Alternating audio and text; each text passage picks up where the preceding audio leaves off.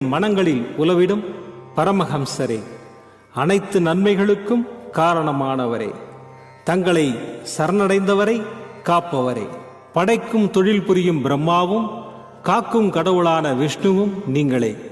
3 உலகங்களையும் யுகங்கள் முடிவில் தன்னுள் ஐக்கியமாக்கிக் கொள்ளும் ருத்திரனும் தாங்களே. நீங்கள் இல்லாத இடம் இந்த பூமியில் ஏது?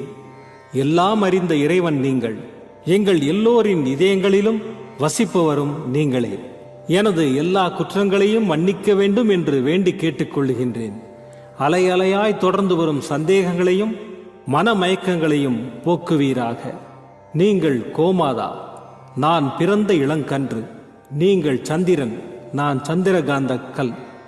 தங்கள் பாதங்கள் கங்கை நதி. பணிவுடன் இந்த தாசன் உங்கள் பாதங்களில் தலை வணங்குகிறேன்.